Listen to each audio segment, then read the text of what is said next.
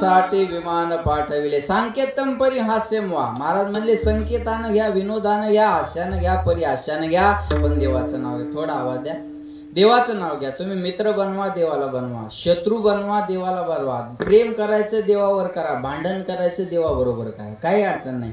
विस्तवाला प्रेमानं धरलं तरी हातच भाजणार आहे, आणि रागानं धरलं तरी बोला बोला बोला हातच भाजणार आहे. रोगरच्या बाटलीची आरती केली नंतर पिली. बोला बोला बोला, नळ्याच आरती करून प्या, नाही तर कशी बी प्या. लक्षात ठेवा, त्याचं ते काम करणार आहे ना. संकेतानं घ्या, हास्यानं घ्या, विनोदानं घ्या, पण देवाचं नाव घ्या. एका ठिकाणी मी सांगितलं विठ्ठल विठ्ठल म्हणा. सर्व विठ्ठल विठ्ठल म्हणत होते. एक म्हातारी दुसरंच काहीतरी म्हणत होते. कीर्तन झाल्यावर म्हणलं आई सर्व बाया विठ्ठल म्हणत हो, विठ्ठल विठ्ठल म्हणत होत्या, तुम्ही काय म्हणत होत्या? म्हणे महाराज विठ्ठल हे यायचं नाव आहे. एवढ्या माणसात त्याचं नाव कसं घेऊ? मग पिंट्याचा बाप म्हणत होते म्हणे. मग पिंट्याचा बाप जरी म्हणला तर संकेतानं नाव कुणाचं झालं? विठ्ठलाचं झालं. असं अजामेळ्यानं नाव घेतलं तर तो येणेला देवा. महाराज म्हणले वैकुंठासी अजामेळा पापराशी तो येणेला वैकुंठासी. ही भगवंताच्या नामामधली ताकद आहे. म्हणून ज्याचे गरजता पोवाडे कडी काळ पाया पडे तो कोण आहे? अभंगाच्या दुसऱ्या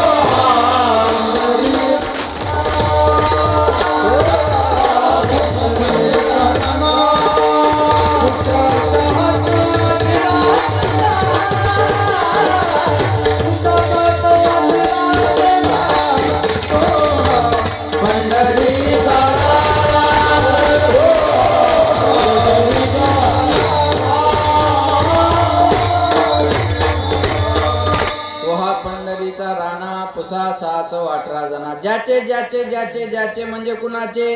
पंढरीच्या राणा आहे का नाही. महाराज म्हणले सरपंच कोण असतो गावचा? सरपंच कोण असतो गावाचा? राजा. आमदार तालुक्याचा राजा. खासदार जिल्ह्याचा राजा. पंतप्रधान देशाचा राजा. पण या जगाचा राजा कोण असेल? कानडा राजा पंढरीचा. कानडा राजा पंढरीचा. कानडा राजा पंढरीचा. निराकार तो निर्गुणेश्वर जसा प्रगटला असा विटेवर. उभय ठेविले हात कटेवर पुतळा चैतन्याचा. कानडा राजा पंढरीचा. कानडा राजा पंढरीचा. कानडा राजा पंढरीचा. हा नामाची खीर चाखितो जोखोबाची गुरे राखितो. हा नामाची खीर चाखितो जोखोबाची गुरे राखितो. पुरंदराचा हा परमात्मा वाली दामाजीचा.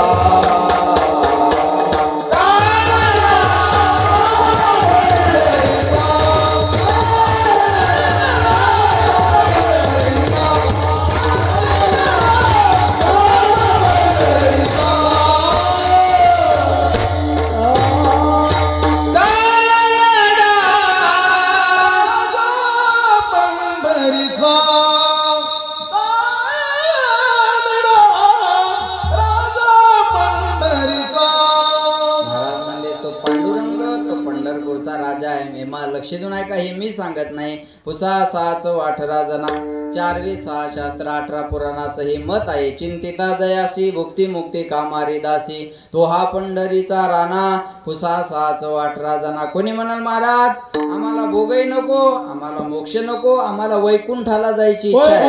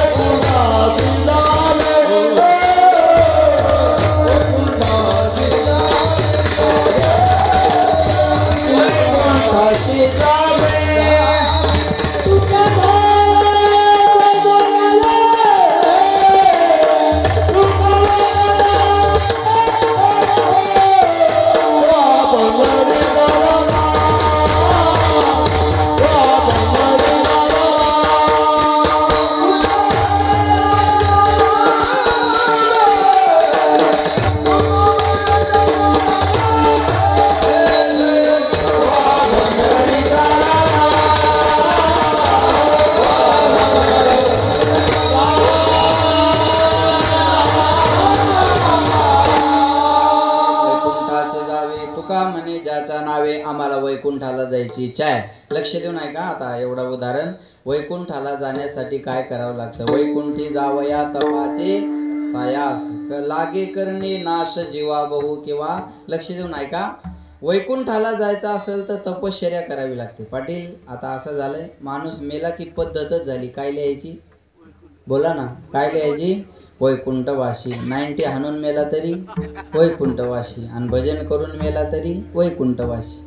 90 पिऊन जर वैकुंठाला जातं माणूस, तर मोतीराम महाराजासारखं तप करायची गरज काय? वैकुंठाला दारू पिणारा वैकुंठात आणि भजन करणारा वैकुंठात, असं एक न्याय कसं होईल?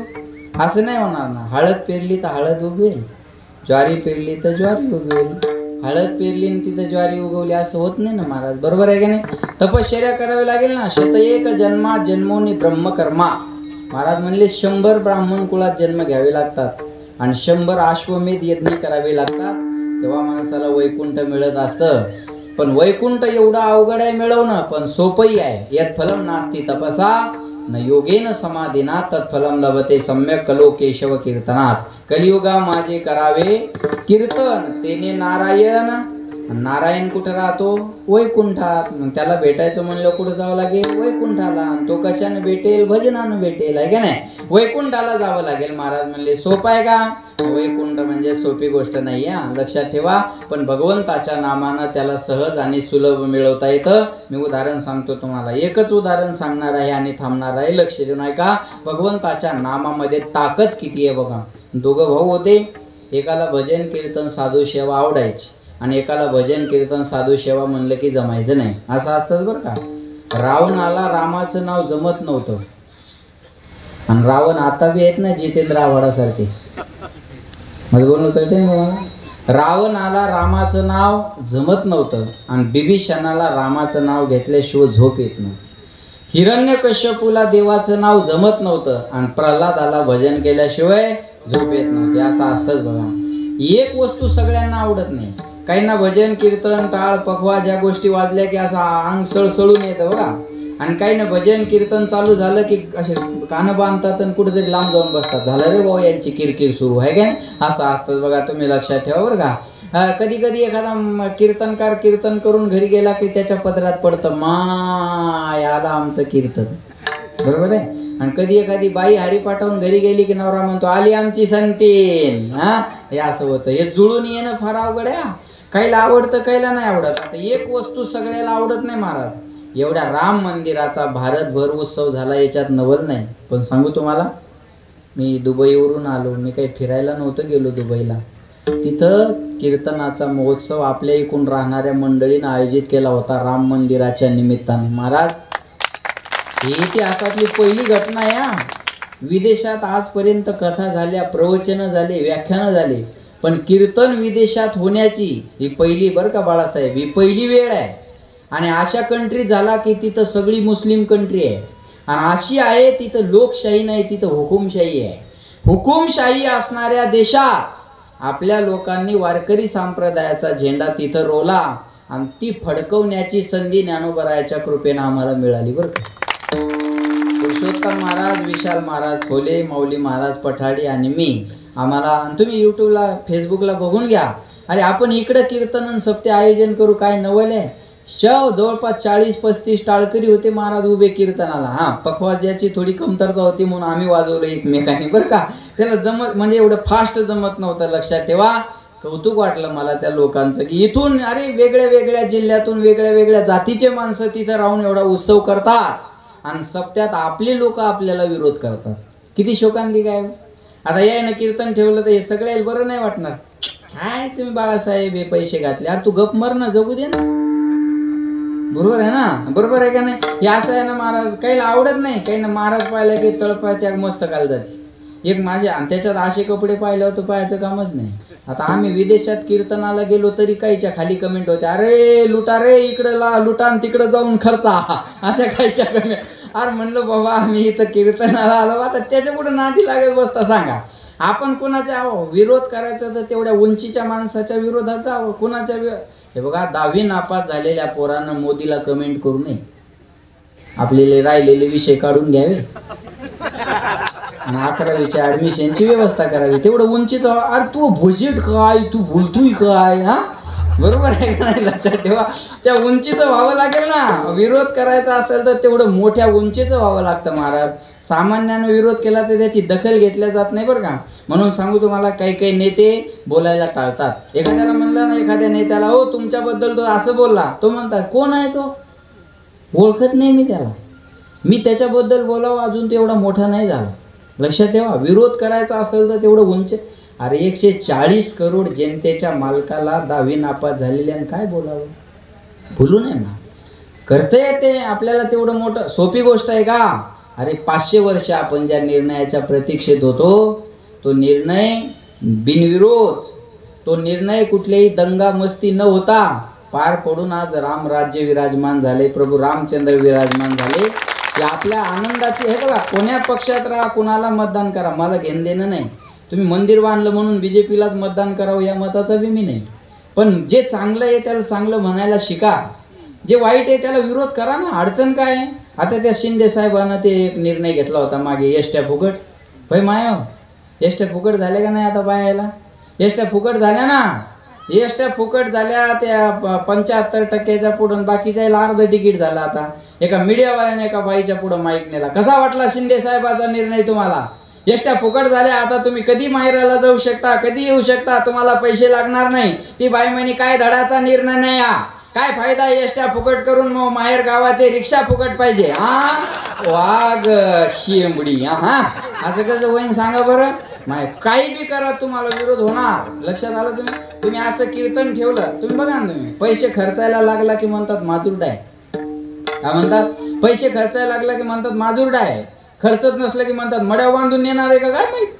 बरोबर आहे? बोलणारा असला म्हणतात बकबक करतो हा, नाही बोलत असला की म्हणतात गर्विष्ठ आहे तो. हे लक्ष देऊन ऐका, हे तुम्ही जगाची रीतच आहे महाराज. चांगल्याला चांगलं म्हणायला शिका, माझी एवढीच तुम्हाला विनंती राहील. लक्षात ठेवा, झालं हे काहीला आवडायचं, काहीला नाही आवडायचं. आता महाराज पाहिला तरी सगळ्याला आवडत नाही ना. असे चांगले कपडे पाहिले, एक मला म्हणे महाराज दिसता, म्हणलं तुला का पोतराज दिसायलो, मग महाराजच आहे. महाराज लोकायला काय करायचे म्हणे इस्त्रीचे कपडे, म्हणलं आणतो या घरातले गोदडे बांध माझ्या अंगाला. कपडे बी चांगले घालू नये, इदार नाही. आमचा ड्रायव्हर एकदा गाडीत हवा भरत होता, आमच्या गावाजवळ घडलेलं. मी म्हणलं ना सगळं आमच्या गावाजवळच घडतंय ना. आणि ते हवा भरताना ते ड्रायव्हरला म्हणे कोणाची गाडी आहे? ड्रायव्हर म्हणे महाराजाची गाडी. हवा भरणार म्हणे महाराजाजवळ तर लाल कलरची इनोवा होती, ही गाव घेतली. ड्रायव्हर म्हणे ती विकली गेल्या वर्षी, नवीन घेतली. त्याला काय म्हणे लोकांच्या मुंड्या मुरगाळायच्या आणि गाड्या घ्यायच्या. अरे म्हणलं हलकटा तुझ्या दारात काही मागे आलो का? मी हवा भरल्यामुळे तुला 20 रुपये भेटली. नाही कळलं का तुम्हाला? तू माझ्यावर पुन्हा उलट काय असं कसं रे बाबा? नाही ना जमत. आता हो आनंद वाटला. आता एवढा बंगला बांधला एखाद्यानं, समजा बाळासाहेबासारख्यानं बंगला बांधला आणि आपल्याला वास्तुशांतीला बोलवलं, आपलं काम काय? चांगला बांधला हो बाळासाहेब तुम्ही बंगला. नाही आमच्याकडून एवढा मोठा बंगला बांधणं होत. अहो पण तुमच्या बंगल्यात आम्ही कधी येऊन बसलो तर तुम्ही आम्हाला नाही म्हणणार आहे का? अडचण काय कौतुक करायला? त्यांनी त्याच्या पैशाने बांधला, तुला वास्तुशांतीला बोलवलं, हे उपकार आहेत त्याचे. बरोबर आहे ना? मग हे तिथं गेल्यावर चौकशा सुरू करतं, पीओपीच जमली नाही, फरशीच बरोबर नाही, वालपुट्टीच बरोबर नाही, कलरच जमला नाही. अरे तुझ्या संडासच्या दरवाजाला बादली लावावं लागते. नाही कळलं का तुम्हाला? हा तेवढी कडीची व्यवस्था करून घे. आपण याच्या पीओपीचं पाहून घेऊ, पुन्हा काय होईन ते होईन. बरोबर आहे का नाही? एखाद्यानं गाडी घेतली, आपल्याला पेढे खायला बोलवलं कैलासराव, मग आपण काय म्हणावं? चांगली घेतली हो गाडी तुम्ही. नाही आमच्याकडून एवढी गाडी घेणं होत, फॉर्च्युनर. पण तुमच्या फॉर्च्युनर मध्ये बसून बाळासाहेब आम्ही कुठे येऊ शकतो का नाही सांगा? तुम्हाला जर 4 दिवस म्हणलं सानप महाराज आणि बाळासाहेब गाडी पाठवून द्या, गाडीचा प्रॉब्लेम आहे माझ्या, तुम्ही नाही म्हणू शकता का? नाही, प्रेमानं बोलल्यावर अडचण काय? त्यानं गाडी घेतली आणि पेढे खायचे सोडून द्यायचे, कौतुक करायचं बाजूला, आणि 4 माणसं बाजूला घ्यायचे आणि म्हणायचं हप्त्यावर घेतली असेल. अरे हप्त्यावर घेऊ दे, नाही तर सप्त्यावर घेऊ दे. तुला अडचण काय? अडचण प्रॉब्लेम काय आहे तुझा मला सांग ना. अवघडच आहे का नाही महाराज? जमत नाही लोकाला, आज आहे का नाही? काहीला भजन कीर्तन जमतं, काहीला आवडत नाही बघा. त्यापैकी एका भावाला भजन कीर्तन आवडायचं आणि दुसरा भाऊ भजन कीर्तन म्हणलं की जमायचं नाही. पण एक पंजाबचे साधू त्यांच्या घरी आले आणि ते महाराज आल्यावर या मोठ्या भावानं खंत व्यक्त केली, म्हणजे महाराज माझा भाऊ कधीच देवाचं नाव घेत नाही हो. पण देवाचं नाव पण घेत नव्हता आणि विरोधही करत नव्हता, असं बी होतं त्याचं. देवाचं नाव घेत नव्हता पण विरोध करत नव्हता. महाराज घरी आले की ते घराच्या बाहेर निघून जायचं आणि महाराज गेले की घरी यायचं. म्हणले पण तुम्ही त्याला देवाचं नाव घ्यायला लावा.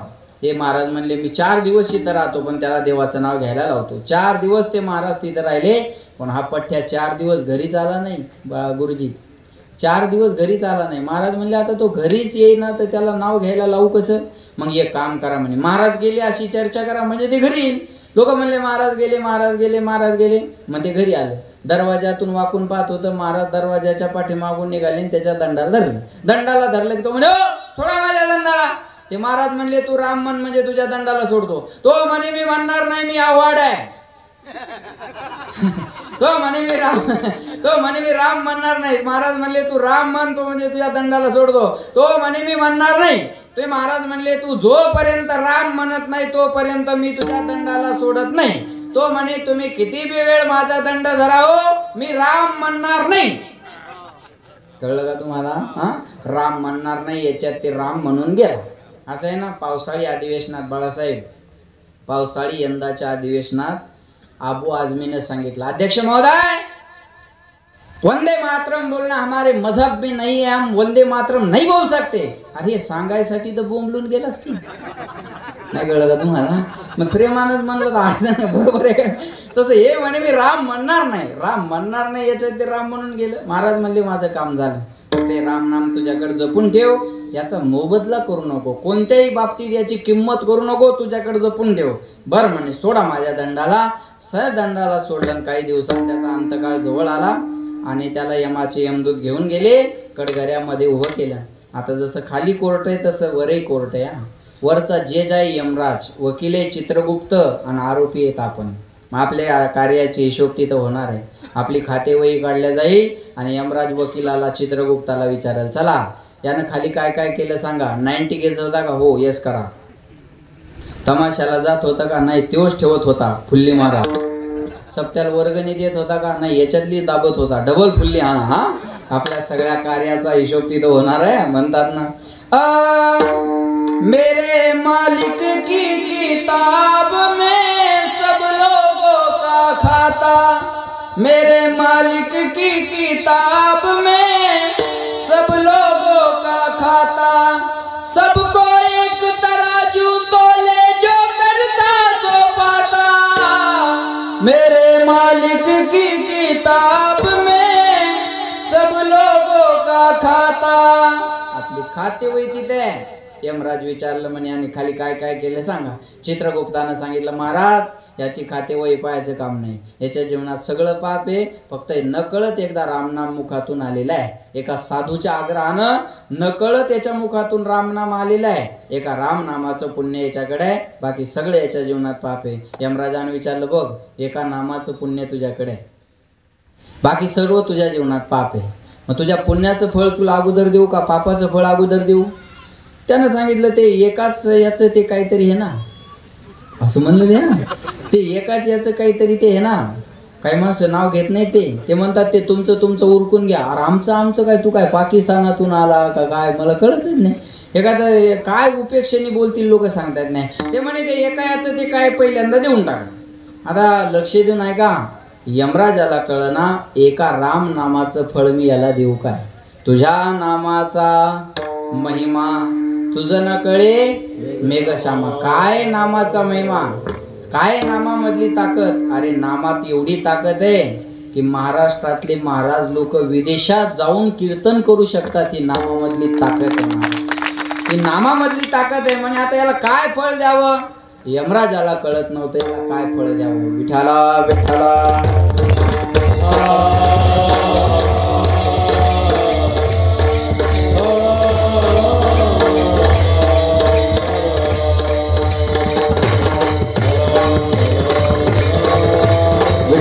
टाळी वाजवा टाळी वाजवा.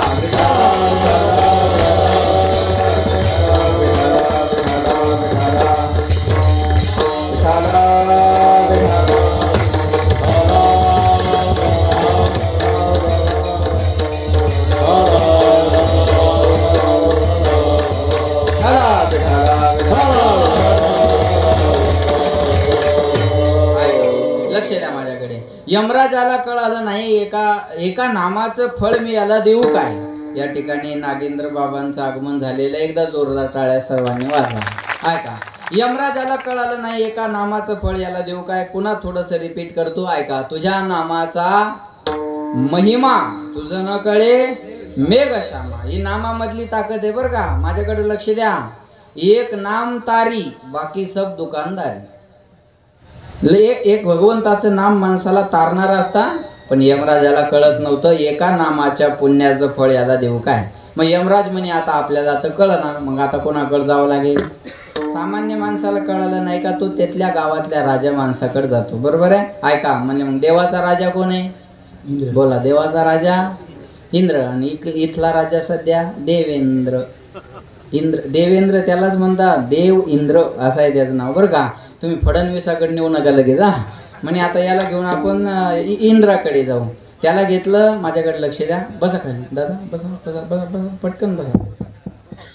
थोडं राहिलंय आपलं, मग आपण झालं काम आपलं. लक्ष द्या माझ्या. म्हणे याला घेऊन आपण इंद्राकडे जाऊ. त्याला घेतलं, एकदा रामनाम घेतलेला हा पठ्या यमराज, आणि गेले कोणाकडे याला घेऊन इंद्राकडे. इंद्राला सांगितलं याने एकदा रामनाम घेतलेलं, याला फळ काय द्यावं. इंद्र म्हणे मी फक्त खुर्चीचा मालक आहे, निर्णय सगळे पवार साहेब घेत होते. मी फक्त फाईल आली की सही करून पाठवायचो, डोकं लावत बसायचं नाही म्हणे बरं का. म्हणे मी याला फळ देऊ शकत नाही, मी तुमच्यासारखा सामान्य माणूस आहे. मग पुण्याची पाऊटी सरे, सवेची इंद्रपणाची उटी उतरे, मग येऊ लागते माघारी मृत्यू लोका शिने, पुण्य मरते लोक मिशंती. बरोबर आहे. मग पुण्य संपलं की मी तुमच्यासारखा सामान्य, फळ देणं माझ्या हातात नाही. म्हणले आता काय करा, चला म्हणे याला घेऊन ब्रह्मदेवाकडे जाऊ. ब्रह्मदेवाकडे गेले, म्हणजे तुम्ही जग निर्माण करणारे आहात ना. म्हणे हो. मग याने एकदा रामनाम घेतलेले, याला फळ काय द्यावं. ब्रह्मदेव म्हणे मी निर्माण करणार आहे, बाकी फळ देणं माझ्या हातात नाही. म्हणले मग आता काय करावं. चला म्हणे आता जे रात्रंदिवस राम नामाचं चिंतन करतं त्या भगवान शंकराकडे घेऊन जाऊ. भगवान शंकर हे राम नामाचं रात्रंदिवस चिंतन करतात. भजन करी महादेव, रामपूजी सदाशिव, आणि शिवा रामा नाही भेद. याच्यात भेद करायचा नाही. जाऊ द्या, तिकडे गेलो तर आपला विषय बाजूला जाईल. भगवान शंकराकडे घेऊन गेले. कुणा हे एकदा रामनाम घेतलेलं यमराज, इंद्र आणि ब्रह्मदेव भगवान शंकराकडे कैलासावर गेले. म्हणे महाराज तुम्ही रात्रंदिवस रामनामाचं चिंतन करता, यानं एकदा रामनाम घेतलेले, याला फळ काय द्यावं. भगवान शंकरानं सांगितलं मी रामनामाचं चिंतन करतो, पण माझ्या आनंदासाठी करतो, फळाच्या अपेक्षेने नाही. काय फळ द्यावं मला सांगता येणार नाही. कर्मण्येवाधिकार असते मा फलेषु कदाचन. लक्ष देऊ ना, कर्म करत राहा, फळाची अपेक्षा करू नका, असं आपल्याला या ठिकाणी सांगितलेलं आहे. लक्षात घ्या. म्हणले आता काय करावं बाबा. यमराजाला कळलं नाही, इंद्राला कळलं नाही, ब्रह्मदेवाला कळलं नाही, भगवान शंकराला सुद्धा एका रामनामाचं फळ काय द्यावं हे सांगता आलं नाही. म्हणले आता काय करायचं. आता हे एकदा रामनाम घेतलेल्या जरा पावर आली. अरे म्हणे चौघायला मिळ लागना, आपल्या इथं तिघायला लागना. बरोबर आहे ना, बरोबर आहे ना. अरे एकट्या जरांगेचा मेळ तिघायला लागना. बरोबर आहे ना. लक्ष देऊ नका बरं. तिघा चौघायला कळलं नाही म्हणे याच्यात काहीतरी पॉवर आहे म्हणे, याच्यात काहीतरी ताकद आहे. ऐका लक्ष देऊन. मग आता हे म्हणले जायचं कुठं. म्हणले ज्याचं नाव आहे त्याच्याकडे घेऊन जाऊ. वैकुंठाशी जावे तुका म्हणे ज्याच्या नावे, ज्याचं नाव आहे त्याच्याकडे जाऊ. पण हे एकदा रामनाम घेतलेलं बिथरलं. ते म्हणे हो आता मी कुठे येणार नाही म्हणे. सकाळपासून पाहतो इथं चला तिथं चला, इकडून तिकडं तिकडून इकडं शांतावा.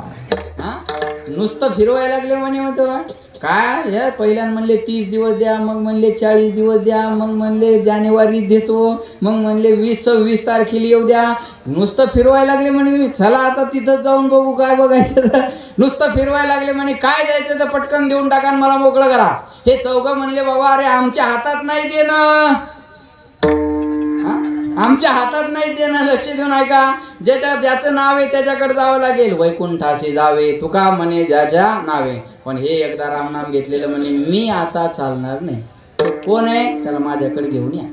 कोण असेल त्याला अंतरवालीत आणा, आपण इथून उठणार नाही.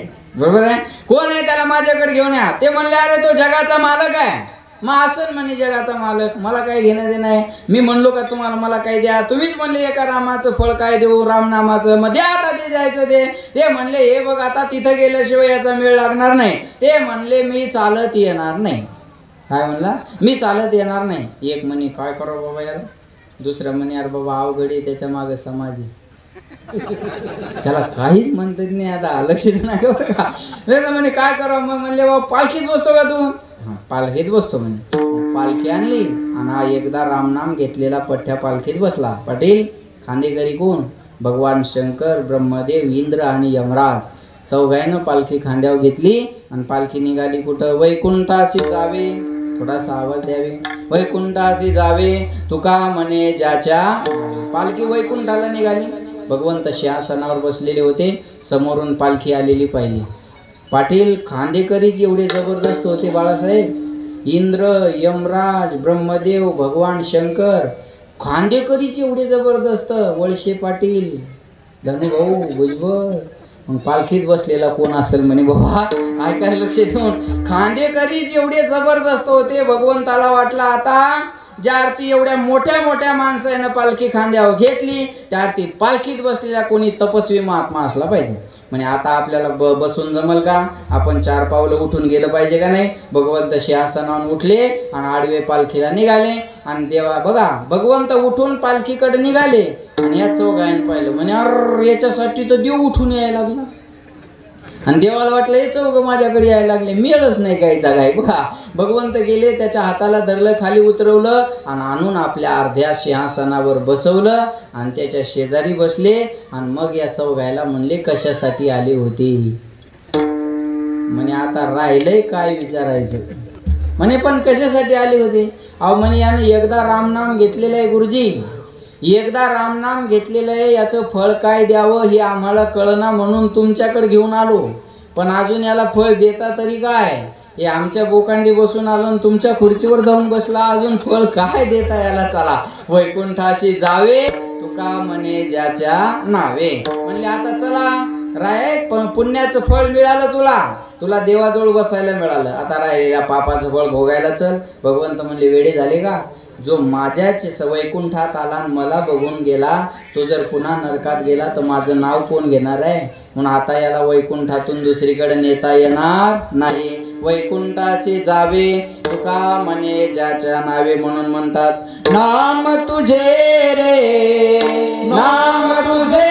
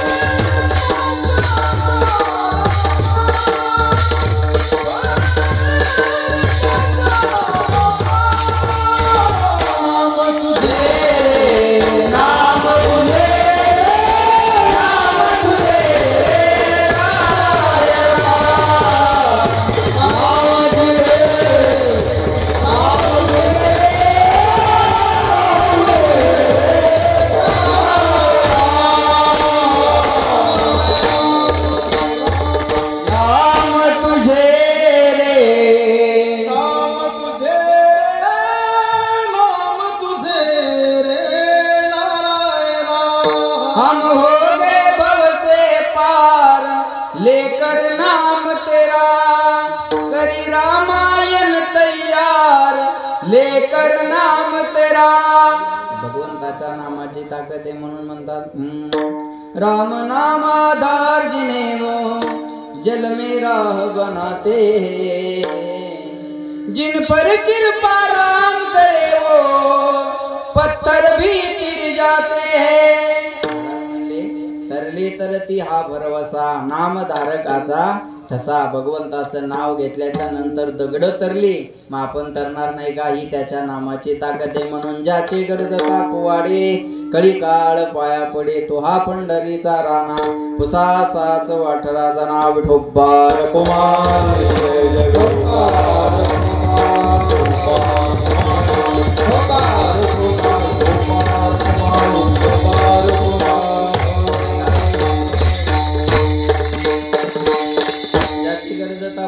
कळी काळ पाया पडे तो हा पंढरीचा राणा पुसा 6-18 जना धावत्या वेगात अभंगाचा अर्थ तुमच्या समोर मांडण्याचा प्रयत्न केला. वेळ संपत आलेला आहे आणि हे बघा वेळेच्या पुढे जाऊ नये बरं का बाळासाहेब. आपला राजीनामा मागायच्या आत आपण सही करून तयार ठेवावा, हे शहाणपणाचं लक्षण असतं. अरे कुठेतरी थांबलं पाहिजे. समाजकारण करत असताना राजकारण करत असताना अशा प्रकारे कुठेतरी थांबलं पाहिजे. ज्यांना कळलं त्यांना धन्यवाद. बरोबर आहे का नाही महाराज. वेळेत नाही थांबलं की माणसाची किंमत राहत नसते आहे का नाही. पावसानं बदबद पडाव उघडून जाव झड लावू 2 वाजायला लागले तरी काय म्हणतात तुकाराम महाराज. उरक म्हणतात लोकांचे जेवण राहिले घरी जायचे लोकांना.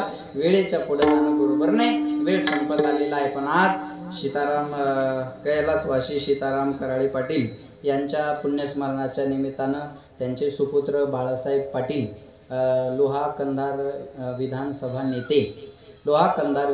नेते बाळासाहेब पाटील ते काय योगायोग हो. तुमच्या साहेबाचं नाव बी बाळासाहेबच होतं हे आणि तुमचं बी नाव बाळासाहेबच. योगायोग म्हणतात याला बरं का. काही गोष्टी योगायोगानं होत असतात. तुमचंही नाव बाळासाहेब आहे आणि बाळासाहेबानं आपल्या वडिलाच्या आठवणीत हा कार्यक्रम या ठिकाणी ठेवलेला आहे. आपल्या वडिलाच्या उपकारातून उत्तराई होण्याचा प्रयत्न या ठिकाणी केलेला आहे. ऐका, एकीकडे मायबापाला वृद्धाश्रमात टाकणाऱ्या पोरांचा विचार करा आणि एकीकडे बापाचं पुण्यस्मरण करणाऱ्या पोरांचा विचार करा. एकीकडे लाता मारून घराच्या बाहेर मायबापाला काढून देणाऱ्या पोरांचा विचार करा आणि एकीकडे बापाच्या आठवणीत कार्यक्रम करणाऱ्या पोरांचा विचार करा. आपुलिया हिता जो असे जागता धन्य माता पिता तयाचिया. आणि हे महाराज म्हणतात त्यांचे आई वडीलच धन्यवाद देतात. ज्या मुलावर असे संस्कार आहेत त्याच्या आई वडिलाला धन्यवाद देतात बरं का. म्हणून मी सांगेल माणसाजवळ नुसता पैसा असून फायदा नाही. पैसा असेल तर बिल बनतं पण संस्कार असेल तर गुडविल बनतं. माणसाजवळ नुसती कार असून चालत नाही, संस्कार सुद्धा लागतात. संस्कार नसेल तर त्या कारीला सुद्धा शोभा नाही आहे.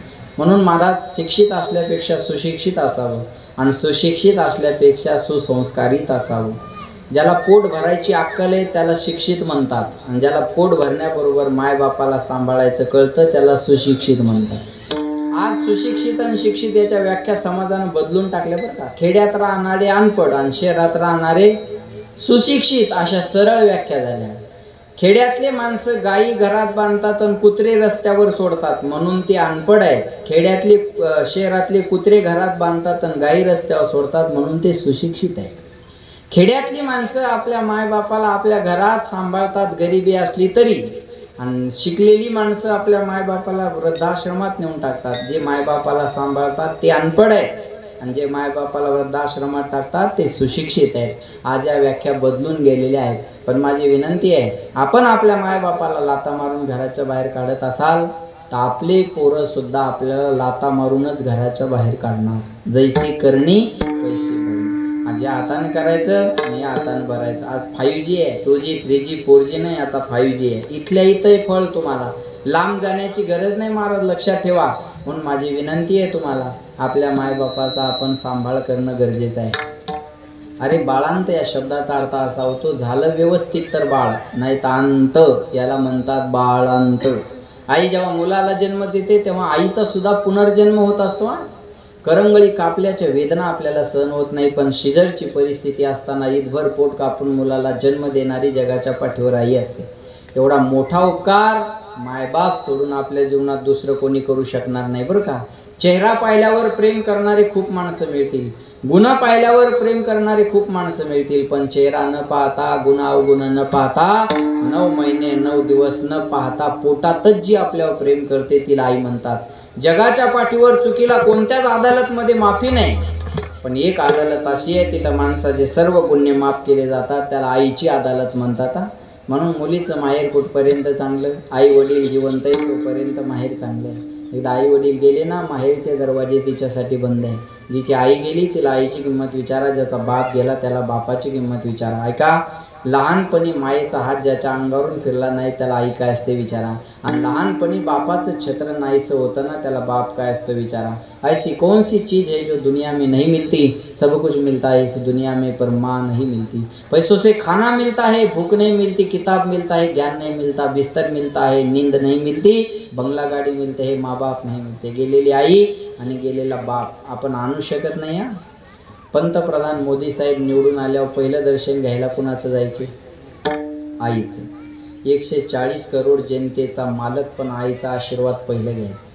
पण आज गेलेली सत्ता मोदी साहेब आणू शकतील, पण गेलेल्या आईला नाही आणू शकत. गेले आईला आणू शकतील का? माजी मुख्यमंत्री उद्धव ठाकरे साहेबाला मीडियावाल्याने प्रश्न विचारला, तुम्ही मुख्यमंत्री झालात, आज तुमच्या भावना काय आहेत?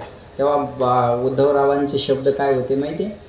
शिवसेनेचा मुख्यमंत्री करून दाखवेल असं वचन मी माझ्या वडिलाला बाळासाहेबांना दिलं होतं आणि ते वचन मी आज पूर्ण केलंय. मग आज काय भावना आहेत तुमच्या? मी हे वचन पूर्ण केलंय, पण ज्यांना वचन दिलं होतं ते माझे वडील बाळासाहेब या वचनपूर्तीला नाहीत, याचं दुःख मला आहे. अरे मुख्यमंत्री जरी झालं तर बाप जाण्याचं दुःख घालवता येत नाही, पंतप्रधान जरी झालं तर आई जाण्याचं दुःख घालवता येत नाही. आज बाळासाहेब तुम्ही विधानसभा नेते आहात, उद्या विधानसभा निवडून याल, काय पुढचं सांगता, बरोबर आहे का नाही? पण हे पाहण्यासाठी जर आपला बाप नसेल तर मोठं होण्याला अर्थ काय सांग? आपण मोठं झालो, कुणासाठी मोठं व्हायचं?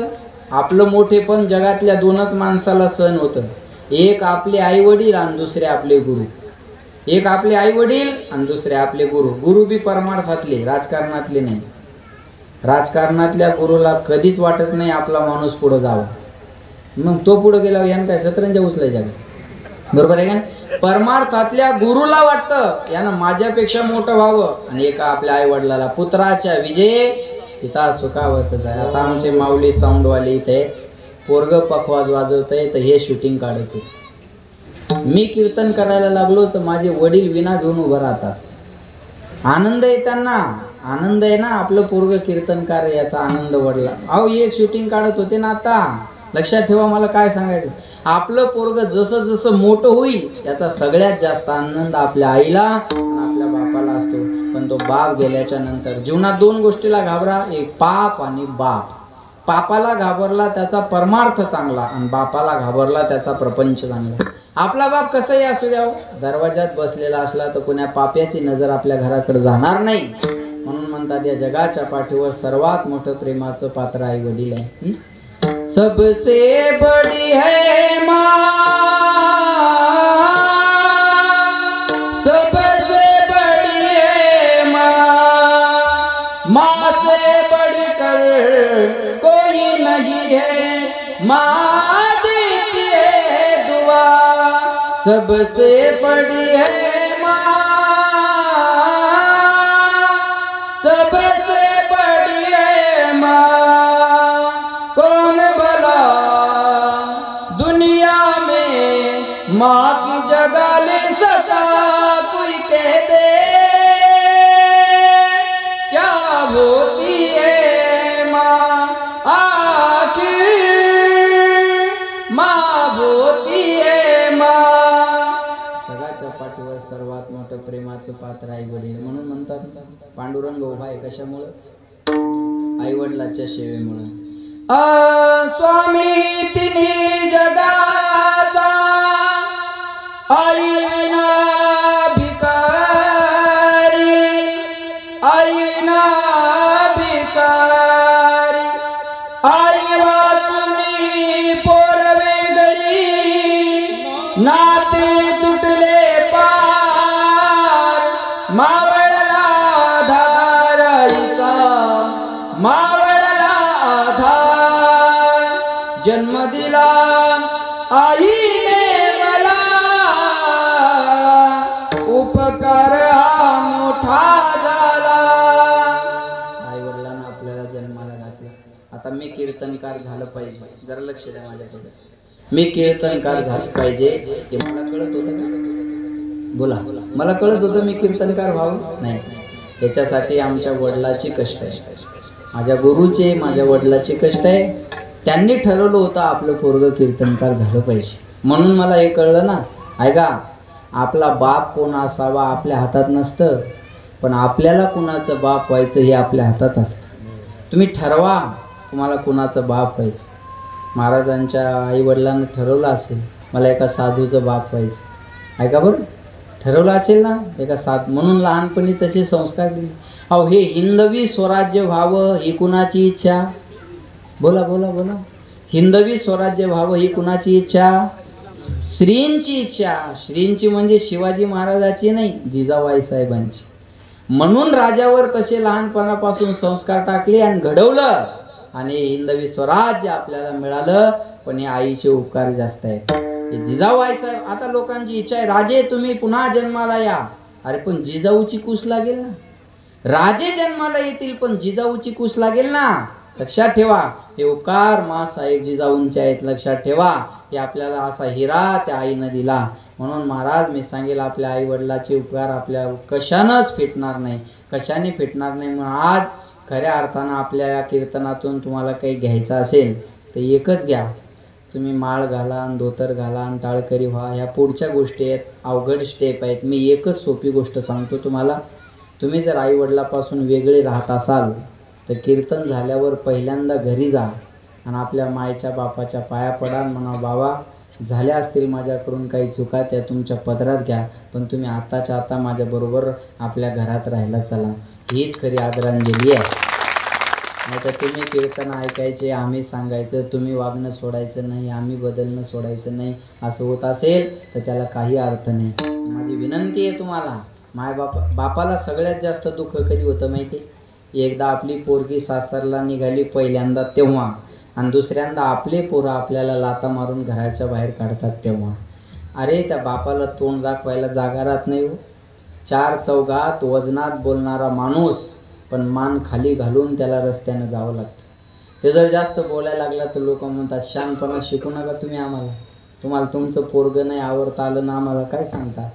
हे शब्द कानावर पडतात ना तेव्हा त्या माणसाला वाटतं मला मरण जरी आलं असतं तर बरं झालं असतं, पण हे शब्द माझ्या कानावर यायला नको होते. पण माझी विनंती आहे, तुम्ही काही बी करा दादा हो, पण आपल्या मायबापाला दुखवू नका. एवढीच जाता जाता मी तुम्हाला विनंती करणार आहे. बोलण्यासारखं भरपूर आहे, वेळ संपलेला आहे. पुन्हा एकदा बाळासाहेबांनी या ठिकाणी हा कार्यक्रम आयोजित केला आणि मला या ठिकाणी कीर्तनाला आपल्या सर्वांच्या साठी येण्याची संधी मिळाली. बाळासाहेबांना उदंड आयुष्य मिळावं आणि त्यांच्या आईवडिलाची समाजाची सेवा त्यांच्या हातून घडावी. त्यांच्या मनातल्या काय इच्छा असतील तर त्यांच्या भगवंताने पूर्ण करून घ्याव्यात अशी भगवंताच्या चरणी प्रार्थना करतो. आणि पुन्हा एकदा या ठिकाणी नागनाथ बाबा स्वामीजी उपस्थित आहेत, त्यांच्या चरणी नतमस्तक होतो. मी पण संन्यासी परंपरेतूनच आहे. माझे गुरु 1008 मनीषानंद पुरीजी महाराज. मला नेहमी साधू लोकांबद्दल आदर आहे आणि तुम्ही या ठिकाणी उपस्थित राहिलात, तुम्हाला धन्यवाद देतो. पुन्हा एकदा सर्वांच्या चरणी सेवा समर्पित आणि या ठिकाणी वाणीला विराम. ज्ञानेश्वर